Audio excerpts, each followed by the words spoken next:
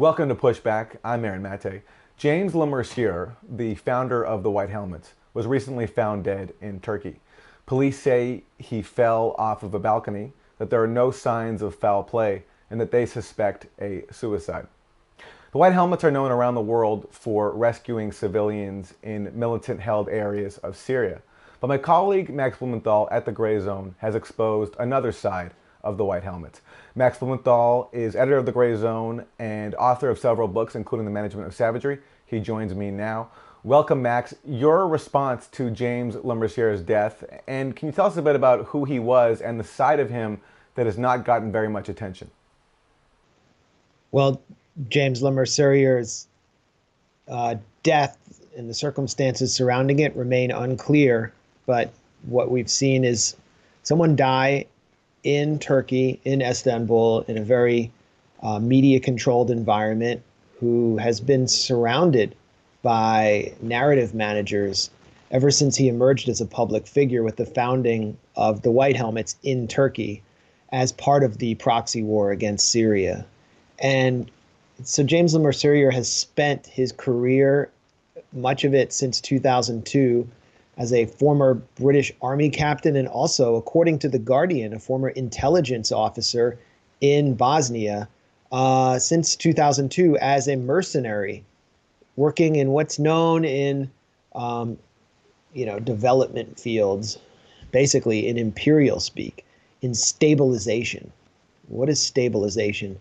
Martin Chulov, who is a huge propagandist for regime change in Syria at The Guardian, wrote in his obituary of Mesurier, stabilization and what the term really meant became central to Mesurier's work as he crossed a broken region. A broken region, I wonder who broke it, taking an ever-deepening personal stake in the events that were shaping it.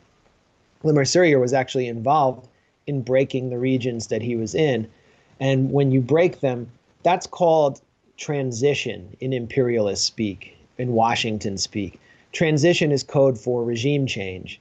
And when you kind of start to destabilize countries, areas become ungovernable and they become governed by the proxies of the US or whoever is behind the regime change operation. In Syria, it was the US and its Gulf allies in Turkey. And then you move your forces in order to establish a parallel government on the way towards full regime change. And that's what's known as stabilization. In reality, it's occupation. And so large areas of Syria were occupied by the so-called moderate rebels who were being armed through Operation Timber Sycamore, a multi-billion-dollar CIA and Pentagon-run CIA-run operation primarily, that brought money from the Gulf states, particularly Qatar, logistics through Turkey, where Mesurier was based, and weapons from the U.S. and training into the hands of basically Sunni Salafi extremist groups who wanted to overthrow the government in Damascus. And these groups were extremely unsavory. It was difficult increasingly for reporters to be around them without losing their heads, literally. James Foley was one particularly tragic example. Alan Henning, there are many others.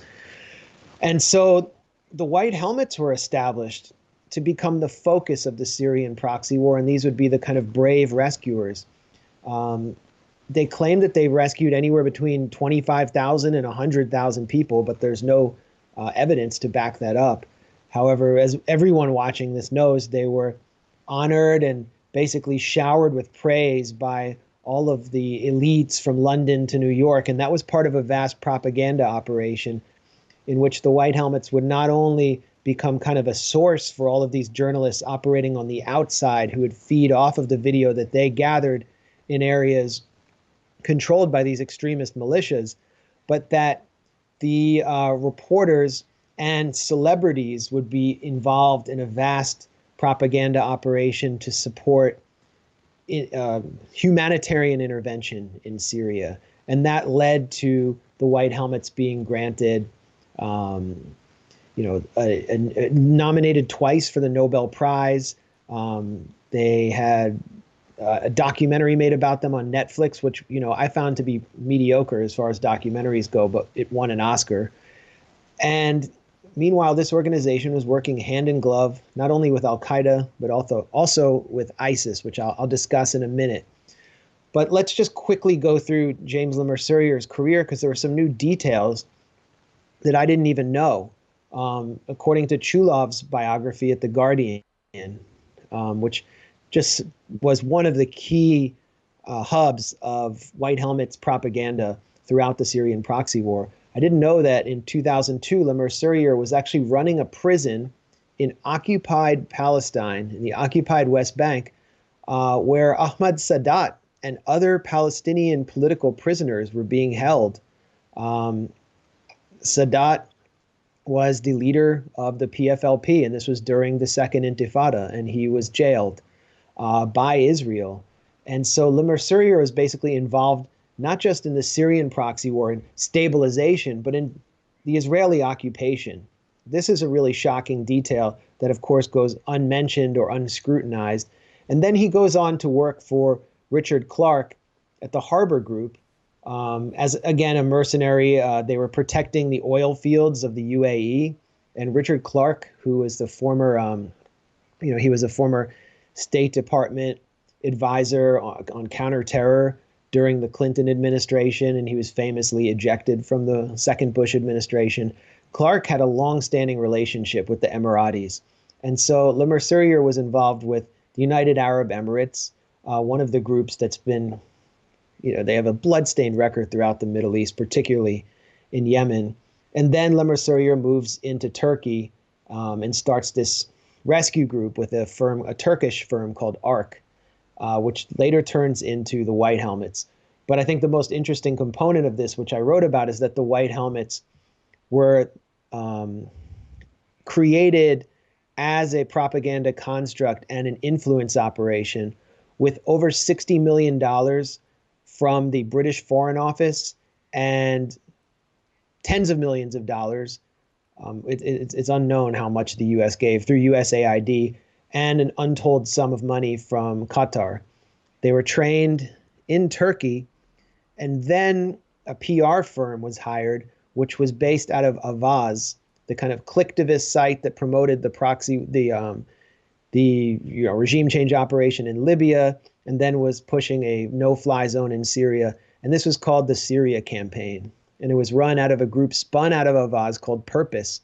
And Purpose became sort of the base of the propaganda operation around Syria, which was also kind of a slush fund for attacks on journalists who dared to criticize Le Mesurier and the operation he was running. And so it basically transformed the White Helmets into this kind of international propaganda operation that was also about narrative management, controlling the narrative, and that meant destroying the careers and the reputations of journalists, including myself, who had reported critically on Le Mesurier. And so I don't know what caused Le Mesurier's death. It said that he fell off a balcony, which is always unusual, especially in a place like Turkey.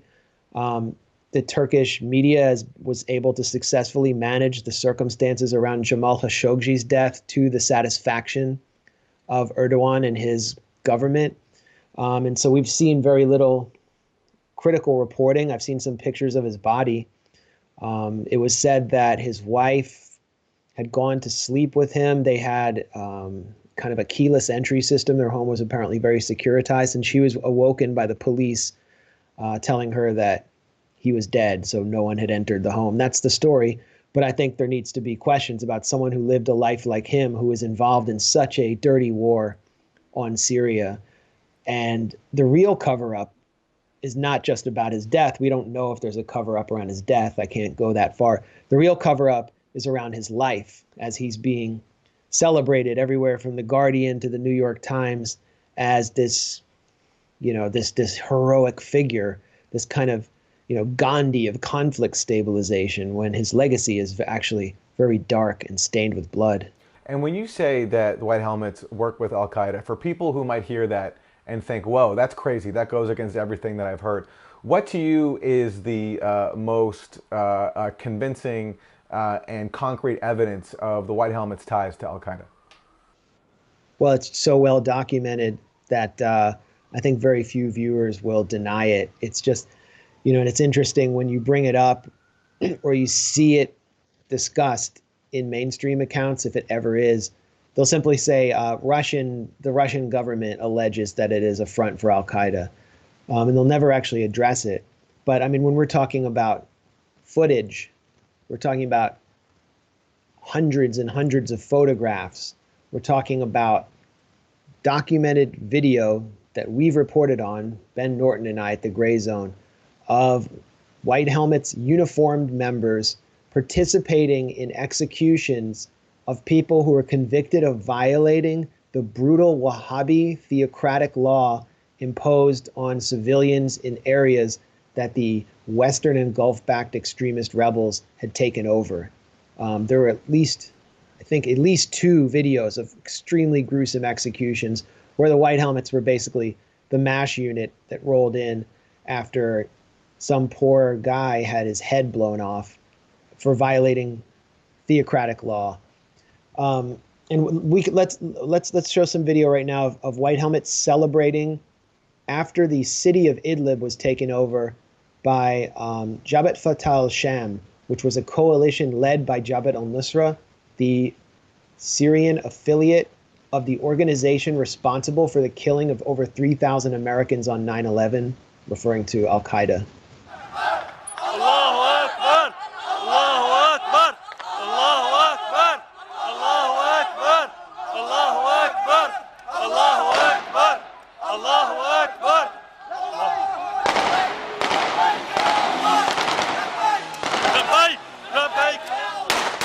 Okay, so now that we've seen that video, let's actually look at an even more shocking video, which very few people who are even familiar with the White Helmets might know about. And this shows John Cantley, who is a British photojournalist who was captured by ISIS, probably sold to ISIS through the same kidnapping ring that was responsible for capturing James Foley. And Cantley has, since his kidnapping, become a kind of a hostage of the Islamic State, and he was forced to deliver propaganda videos in support of the Islamic State, and which were aired on their channels when the Islamic State was at its height. This was filmed, I think, in northern or western Aleppo, and Cantley can actually be heard referring to the Islamic State's fire brigade. And if you look behind him over his shoulder, you'll see members of the White Helmets racing around, operating alongside the Islamic State, operating with ISIS. So this is not a conspiracy theory. Let's just look at this video. And there's just been a large bomb strike on that building behind me. We heard the explosion. We were just about 5 minutes over that way. The fire brigade, the Islamic State fire brigade are here trying to clear up the mess. But it's absolute pandemonium. And all this follows a drone which we saw 5 minutes ago, and then Assad's Air Force comes in and drops bombs on the market. Now, as far as I know, the Syrian Air Force does not have drones. That must have been an American drone, but that was definitely Assad's bomb dropping here on the market. So, I mean, when you look at those videos and consider the fact that at the Oscars in, I think it was 2017, the entire audience of, Hollywood celebrities and all of these elite liberals were asked to stand on their feet and cheer for the White Helmets, you can understand that this has been, one of the most successful propaganda operations in recent history. A group that was created and funded by the US and worked hand in glove with literal jihadist groups was celebrated in Hollywood, was celebrated in the halls of power here in DC, and the figure who is responsible for it is now being cheered on as a hero. But this group was part and parcel of an operation aimed at destabilizing Syria that led to the worst refugee crisis since World War II and nearly destroyed a previously stable and secular country. Max, just to underscore the extent to which the White Helmets narrative permeated around Western media and for Western audiences, I want to go to a clip. They were the film you mentioned, The White Helmets, the Oscar-winning film, was featured in a very laudable segment on Democracy Now!, a very traditionally leftist, skeptical, adversarial show. and they gave it a very warm reception. We turn now to look at a group in Syria known as the Syrian Civil Defense, or the White Helmets. The group of some 3,000 volunteers has been credited with saving over 60,000 people from the rubble of buildings in war-torn Syria. Last month, the group won a Right Livelihood Award, known as the Alternative Nobel Prize. The group is also the focus of a new documentary titled The White Helmets.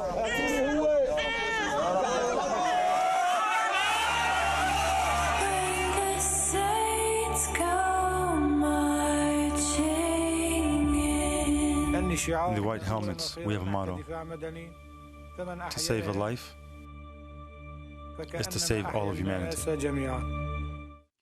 The trailer for the new Netflix documentary, The White Helmets.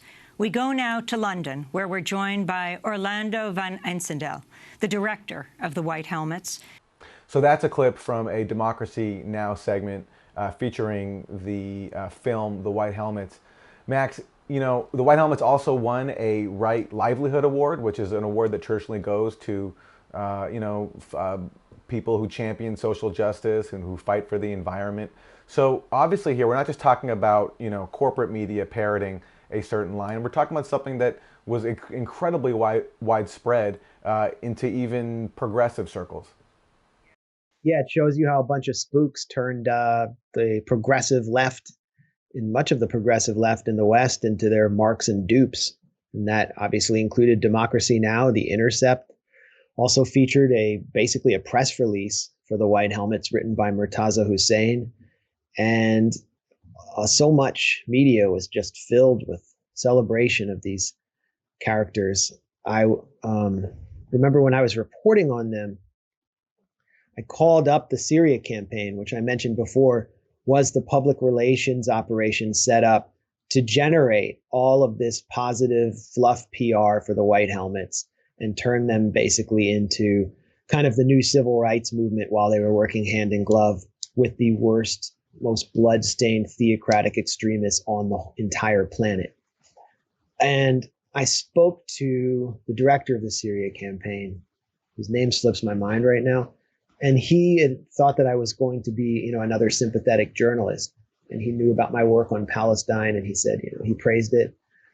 And he was kind of trying to work me. And he said, you should come to southern Turkey and visit them. And they're basically offering me a trip. And, it became clear to him after talking that I was asking some critical questions. And then he sort of rescinded his offer.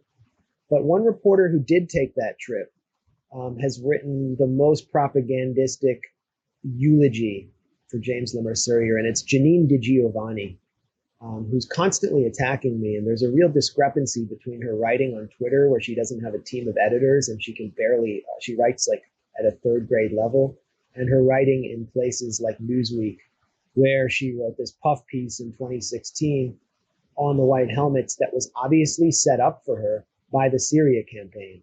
So here you have some award-winning journalist who lives in 3 places around the world and I think teaches at Yale or somewhere, basically having her journalism generated by a public relations firm.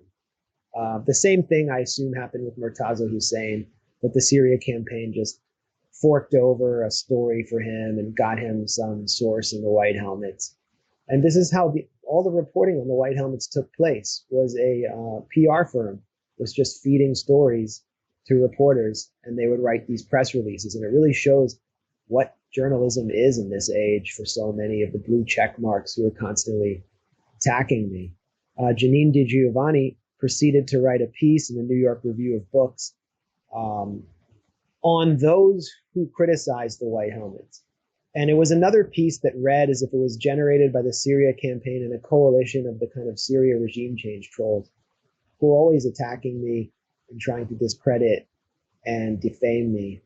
And she painted me as a Russian asset. And she claimed falsely that, the Grayzone was basically a Russian propaganda site. She insinuated it almost directly, but then I think her editor was Matt Seaton, who is a liberal interventionist previously from The Guardian. inserted, we don't know what it really is, but we suspect it. And she tried to make every Russian connection she could. So, the Syria campaign, it wasn't just hyping up the white helmets and puffing them. As I said before, it was functioning as a slush fund for attacks on any journalist who dared to complicate or undercut their fraudulent narrative. James Le Mesurier was at the center of these attacks, I've learned. And actually, there is a group of academics in the UK who've been punching holes in the narrative of the Syrian proxy war around a group called the Propaganda Study Working Group, the Propaganda Study Group. Pierce Robinson and David Miller are two figures who've helped organize this group, and they actually played a pivotal role in securing the testimony of the OPCW whistleblower who called out the sham of the Douma chemical attack. And so the Syria campaign and the creators of the White Helmets and this kind of echo chamber they've created have been gunning for them for years. And upon James Le Mesurier's death, Oliver Cam, the British neoconservative, revealed kind of in passing that James Le Mesurier was pushing for the Times of London to write this smear piece that they eventually did on these academics. I also learned that when I was on my book tour for the management of Savagery, and the Syria regime change echo chamber was pressuring a bookstore in Washington, Politics and Prose, to cancel my book launch, James Le Mesurier participated in that campaign. He tweeted it at them, not host me, and I found his deleted tweet. I mean, he later deleted it, but I found an archived version of it. And why would he do that? Well, for the same reason that a tobacco lobbyist would want to suppress a book written by someone who was investigating the role of, Philip Morris or Altria in enhancing cigarettes with nicotine, to get smokers more addicted. Basically, Le Mesurier was trying to stop a book, The Management of Savagery, from exposing him and his true legacy in Syria. And he failed there, but we can still see the narrative control managers in complete hyperdrive in his death, trying to cover this whole operation that they participated in to cover it up. Janine DiGiovanni participated in a regime change propaganda operation run by a public relations firm on behalf of a group funded by the US and UK government that was created by a former intelligence agent. How can you call yourself a journalist when you're doing that? You mentioned Douma, Max, so let me explain for people who might not be familiar with it, because there actually is a very interesting White Helmets connection here. So in Douma, the Syrian government accused in April 2018 of carrying out a chemical weapons attack. Since then, we've had not one, but two whistleblowers from the OPCW, the Organization for the Prohibition of Chemical Weapons, coming forward with claims that their findings, their research, including on the ground, were suppressed by the OPCW in order to form a conclusion that pinned the blame on the Syrian government, when in reality, the evidence that they say was suppressed actually pointed to the attack being staged on the ground in an apparent bid to generate U.S. And its allies' military airstrikes on Syria, which is exactly what happened. Yeah, and there's a second whistleblower. Exactly, so there's two. The first one was someone who wrote an engineering assessment based on all the evidence that was collected at the scene, who also worked in Syria. The second whistleblower, the most recent one, was actually on the ground collecting chemical samples, and among many things found that there was no difference in the chemicals taken from the outside and taken on the inside, and that basically the chemical samples pointed to everyday chemicals being at the scene.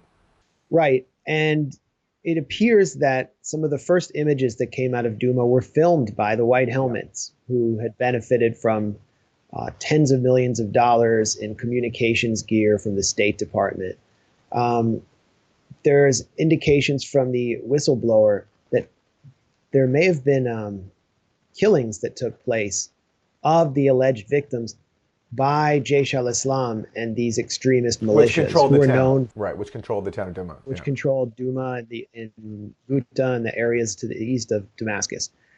And that's something that fits right within the MO of these groups. And as I've mentioned in a previous interview we did, I interviewed people who lived under their rule, who told me that they would carry out executions regularly of people for violating theocratic law they imposed. So it's not shocking. David Miller and Piers Robinson, these academics I mentioned, who have helped provide the OPCW whistleblowers' testimony to journalists like Jonathan Steele, Peter Hitchens, they've been raising the question of whether the White Helmets were involved in arranging the bodies of the victims. And that, again, would be well within the MO of the White Helmets, who are simply what we think of as kind of activists. Many of them were actually doubling as fighters. All you have to do is put on a white helmet. And, as we've seen before, they participated in field executions. So it wouldn't be shocking.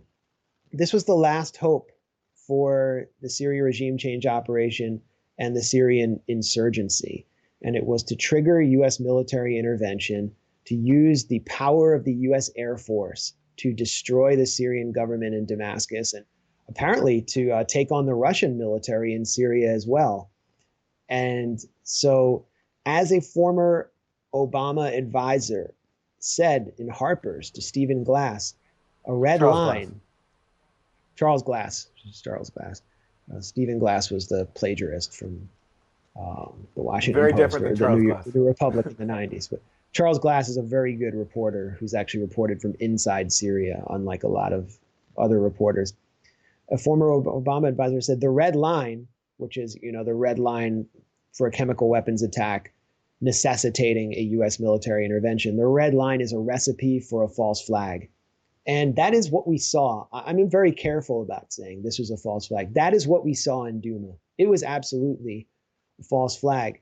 Do I know that people were killed and then set up to, or perhaps they were killed by a conventional weapons bombing by the Syrian Air Force? I don't know, but I do know, because it's just implausible. And there's been no evidence put forward, even in the official OPCW report, that's convincing that there was a chemical weapons attack, either by sarin or chlorine gas. And in fact, the OPCW official report was larded with outside information supplied by groups funded by the US government, and the UK Foreign Office apparently, like Bellingcat, which was part and parcel, continues to be part and parcel, of the Syrian regime change echo chamber, in which James Le Mesurier was at the center. So the White Helmets appear to have been involved in unknown ways, unconfirmed ways, but clearly involved in operations on the ground aimed at triggering Western military intervention, basically lying the Western public into war, as we were lied to war in Iraq. But we also know that the White Helmets put out petitions on their own website calling for a no-fly zone, which is code for Western military intervention. We also know that Riyad al-Saleh, the spokesman of the White Helmets, the Syrian spokesman, repeatedly visited Washington to lobby great humanitarians like Elliot Engel, who is like the finger puppet of AIPAC, for the so-called Caesar sanctions bills on Syria, which have generated some of the most crushing sanctions on a civilian population we've ever seen, and which left many Syrians in the dark and in the cold last winter because they couldn't get heating oil. So what kind of humanitarian operation lobbies for sanctions on civilian population? This wasn't a humanitarian group, and James Le Mesurier never intended for it to be one. He was involved in a very dirty operation, and that raises some serious questions about his death. All right, I'm going to put you two things as we wrap. You mentioned AIPAC, so let me ask you about the Israel tie here. You have discussed before the fact that when the White Helmets recently evacuated Syria, they evacuated through Israel. And the other thing I want to ask you about is, you've also been reporting on recently the mask lifting moment of late when as you reported at the Grayzone, we've talked about on Pushback, many of the same militias that Turkey has used to commit atrocities against Kurds in northern Syria were the same militias that the U.S. armed and trained and supported throughout the proxy war. And in both the recent Turkish attacks on Kurds and also in the Turkish attacks on Kurds in Afrin, there have been allegations that the White Helmets have been involved there. So I'm wondering if you could address both of those as we wrap. The Israel tie-in here, the evacuation through Israel, and also the possible role of the White Helmets in taking part in Turkish atrocities in northern Syria. Yeah, the Israel role is especially ironic for me because when I published this two-part White Helmets investigation, which no one has disputed, none of the facts that I reported are disputed, but which led to this kind of relentless series of attacks on me that have lasted till today. There was a petition by some students and former students around Students for Justice in Palestine to declare that I and pretty much anyone else who didn't go along with the Syrian proxy war in support of the armed opposition were to be blacklisted and boycotted. I wasn't named, but it was obviously referring to me, and it was a result of the White Helmets reporting. Because I'd been doing a lot of talks on campus hosted by SJP. So they kind of fell, even Students for Justice in Palestine and many people on the left who had been supportive of Palestine solidarity had fallen for this false narrative about the White Helmets in specific and Syria in general. Just over 2 years later, around 2 years later, the 800 so-called White Helmets families, whatever that means, I guess families of people who were identified as members of the White Helmets, who had been active in the proxy war in southern Syria, southwestern Syria, were evacuated through the Israeli-occupied Syrian Golan Heights with the assistance of the Israeli Shin Bet and the Israeli military to Jordan. And then they were sent to Europe, Canada, and maybe some made it to the U.S.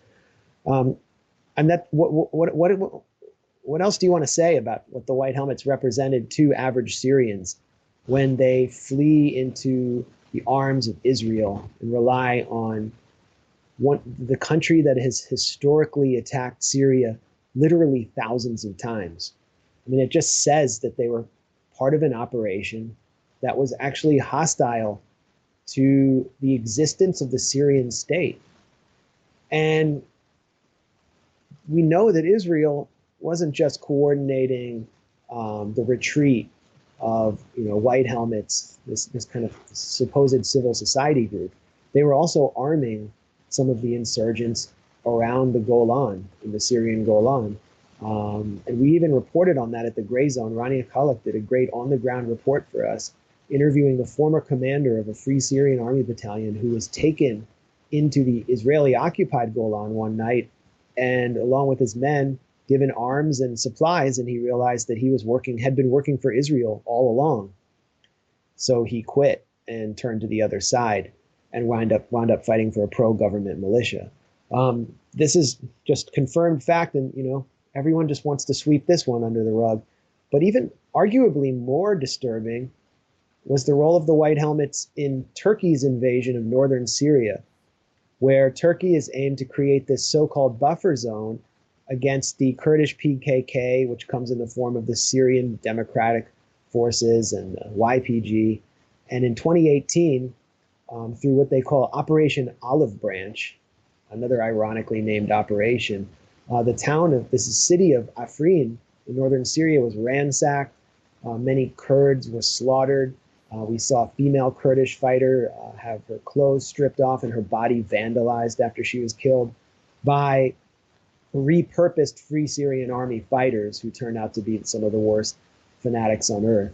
And as soon as they start killing U.S. proxies among the Kurds, then the U.S. media starts to speak up, and figures like Samantha Power, who had previously supported them, start to evince their disgust. But in came the White Helmets, and this was almost completely ignored, except on the White Helmets' own Twitter account, where they confirmed their participation in this operation. And after downtown Afrin was looted by the former moderate rebels repurposed by Turkey, the White Helmets came in with their bulldozers and kind of cleaned up. and they promoted themselves cleaning up downtown Afrin. So they actually participated, they continue to participate in the Turkish invasion of northern Syria as Turkish mercenaries. And of course, James Le Mesurier was there in Istanbul. We're not sure what his role was, but he remained in Turkey as well. So, it looks like he was working pretty closely with the Turkish government as well as with the UK and US governments to once again destabilize a country under the guise of stabilization. Max Blumenthal, editor of the Grayzone, author of several books, including The Management of Savagery. Thank you. Thanks a lot, Aaron.